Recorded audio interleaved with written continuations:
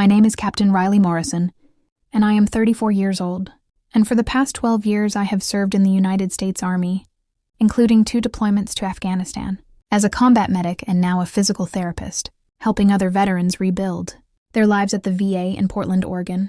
I have never, in those 12 years, been embarrassed by my service. But I have been asked to be invisible because of it more times than I can count. My brother asked me to be invisible at his wedding, and what he didn't know was that the security camera at the venue I'd booked 6 months earlier was already recording our conversation, and the retired general who would later walk into his reception was already on his way.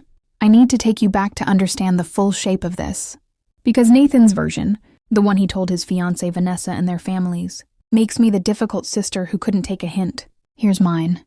Nathan and I grew up in suburban Connecticut, in a house where achievement was measured, in titles and square footage and the right zip codes. Our father was a senior VP at an insurance company. Our mother organized charity galas and maintained a Christmas card list of 247 names that she updated religiously each January. Nathan, 3 years younger than me, was the one who understood the rules of that house instinctively.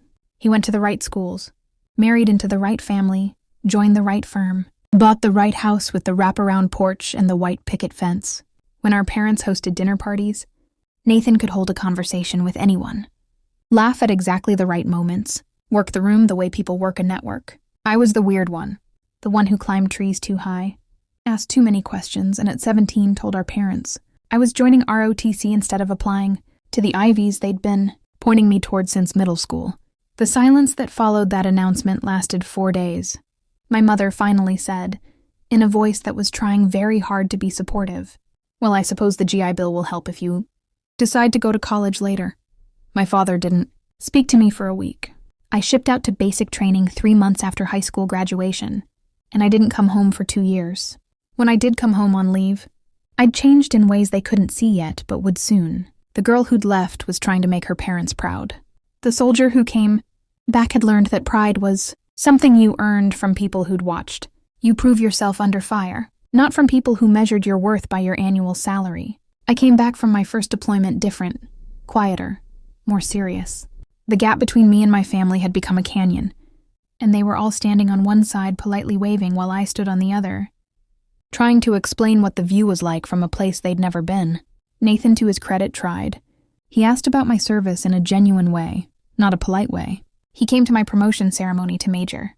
He sent care packages during my second deployment, not the obligatory ones filled with snacks, but ones that included books he thought I'd like and letters that actually asked real questions about what I was experiencing. For a while, I thought maybe we'd figured it out. This brother and sister, navigating very different lives, but still tethered by something real, underneath all the differences. Then he met Vanessa. Vanessa was everything our family had ever wanted in a daughter-in-law. Old New England money, a law degree from Georgetown, a family whose summer home in Nantucket had been in their bloodline for 4 generations. She was polished and gracious, and she fit into our family's world the way I never had, and I was genuinely happy for Nathan when he proposed.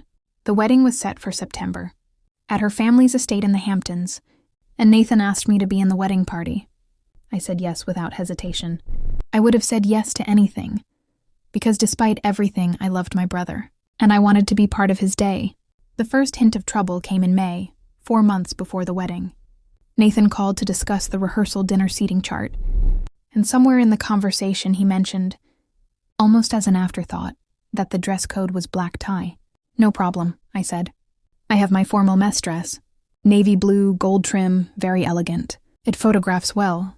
There was a pause on the other, and that lasted just long enough for me to know something was coming. "Actually, Riley, Vanessa's family is kind of traditional. We were thinking maybe a civilian outfit for the wedding party. You know, to match the aesthetic."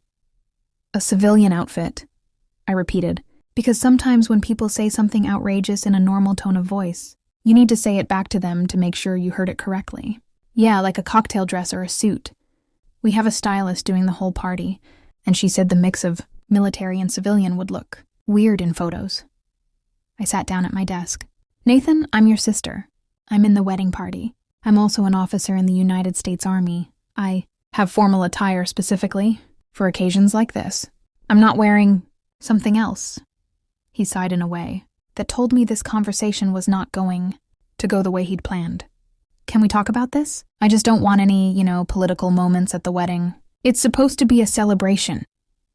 Wearing my uniform is a political moment. It's not you, it's just the current climate, and some of Vanessa's relatives are donors to certain causes. And the optics, he stopped himself. Can we just talk about this in person? We talked about it in person 3 times over the next month. Each time, Nathan found a new way to frame the same request. First, it was about the photos.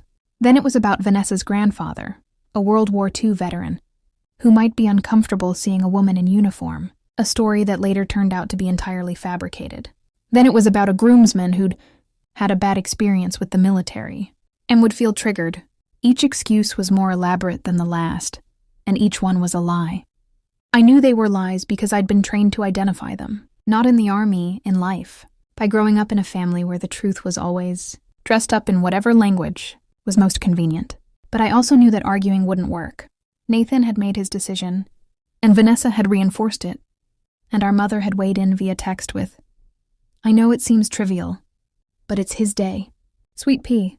So, I did what I always do when I need to, process something bigger than my immediate emotional reaction. I documented. I installed a voice recording app on my phone and started keeping a log.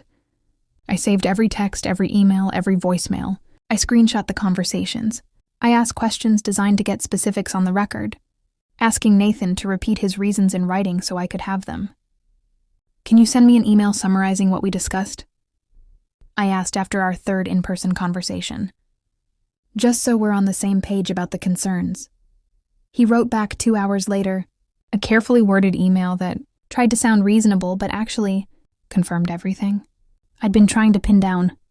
"The wedding is a celebration of our union," it read, "and we want all members of the bridal party to feel comfortable in attire that matches the formality and aesthetic of the event. As the uniformed services have become increasingly politicized in recent years, we believe a civilian outfit would be more appropriate for this family occasion." "Politically inappropriate," I wrote back. "Understood." And I saved that email to a folder I labeled, "With the dark humor that gets me through difficult days, evidence." I should clarify something here. I am not a confrontational person. 12 years in the military taught me that the most powerful move is often the quietest one, the one that doesn't reveal your hand until the moment you need to. I didn't argue with Nathan at family dinners. I didn't write angry social media posts. I didn't call my mother to complain. I just kept doing what I do, which is paying close attention and remembering everything. In June, I RSVP'd yes to the wedding. In July, I confirmed with the venue's event coordinator that I'd be staying in the guest cottage on the estate, the one that had its own private entrance and its own security camera, which I'd noticed during my initial site visit and had quietly asked the property manager if I could access the feed from during my stay. He'd said yes, as a courtesy to a guest who was also in the wedding party. I didn't tell Nathan. I didn't tell anyone. I just made sure the camera was pointed at the front walkway of the cottage, where anyone approaching would be visible, and I set it to record on motion detection. I told myself I was being paranoid. I told myself nothing would happen. Then I packed my formal mess dress anyway, pressed it carefully, hung it in the garment bag, and placed it in my suitcase between my civilian clothes, a quiet act of defiance that no one knew about except me. If they wanted me at the wedding, they were going to get all of me, and if they didn't, I was going to have a record of exactly how it all unfolded. I arrived at the Hamptons estate on Thursday, 2 days before the Saturday wedding. The property was stunning. Exactly the kind of place that appears in magazines and makes you briefly question your life choices. Rolling green lawns, a stone mansion that had been in Vanessa's family for 4 generations. White tents erected on the back lawn for the reception, and a separate garden for the ceremony with chairs, set up in perfect symmetry facing an arbor, draped in white flowers. I made a point of, saying hello to the security team the property had hired for the weekend. 3 men in black suits who looked like they'd been borrowed from a Secret Service detail. I mentioned casually that I was staying in the guest cottage and would appreciate it if they could keep an extra eye on it, since I had some valuable items in there. They assured me they would. I was wearing civilian clothes when I arrived, khakis and a blouse, and I spent the rest of Thursday and most of Friday helping with setup, attending the bridesmaid luncheon, and watching my brother become more anxious with every passing hour. By Friday evening, he was practically vibrating with stress. And when he pulled me aside after the rehearsal dinner, I knew what was coming before he said it. "Riley, I need to ask you something. Please don't make this a thing."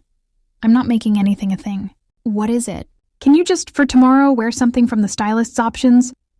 "I know you brought your uniform, and I know you think this is unfair. And maybe it is, but it's my wedding, and I just want one day where everything is perfect, and nobody has to think about anything except celebrating us." I looked at my brother, this man I'd grown up with and loved and watched become someone I barely recognized, and I felt a complicated mix of sadness and resolve. "I'll think about it," I said. "That's not a yes." "It's not a no either." He nodded, looking relieved, and walked away to deal with the next crisis in his meticulously orchestrated weekend. I went back to the guest cottage, sat on the bed in the room where I could see the security camera feed on my phone, and made a decision.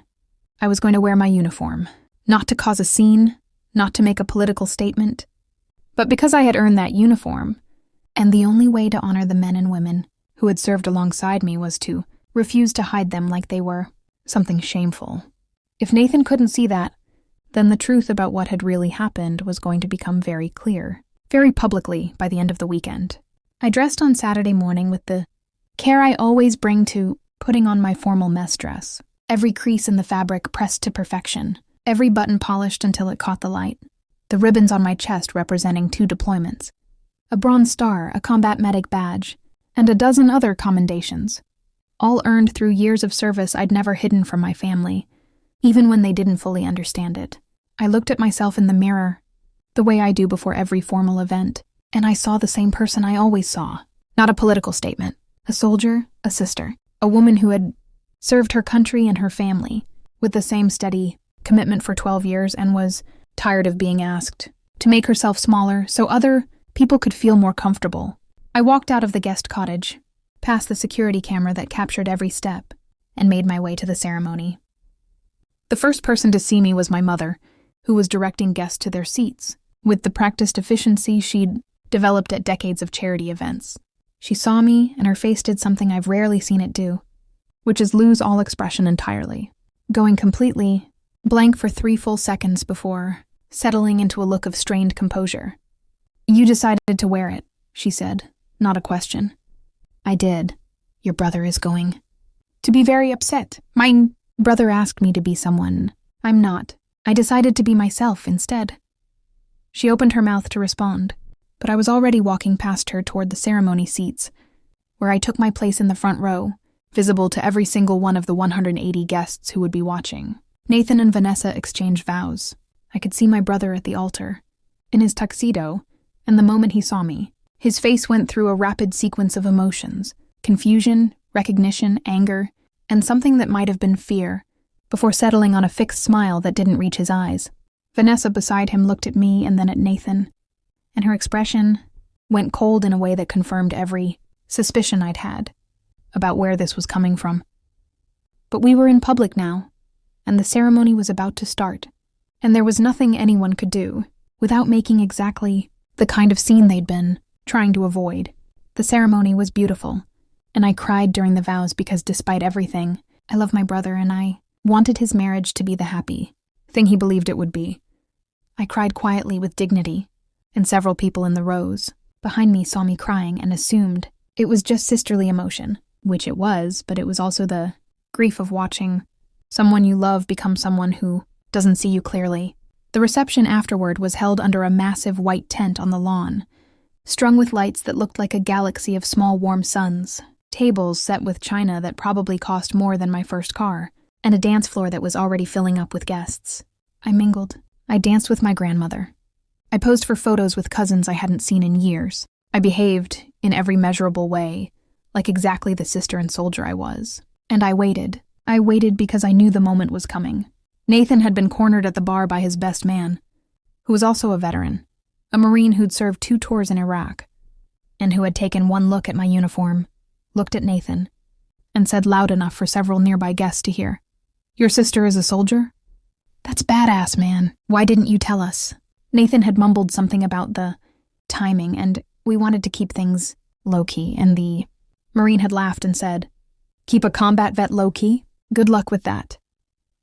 The comment rippled through nearby conversations, and I watched several heads turn in my direction, not with judgment, but with the kind of curiosity that people reserve for things they don't see every day at a Hamptons wedding.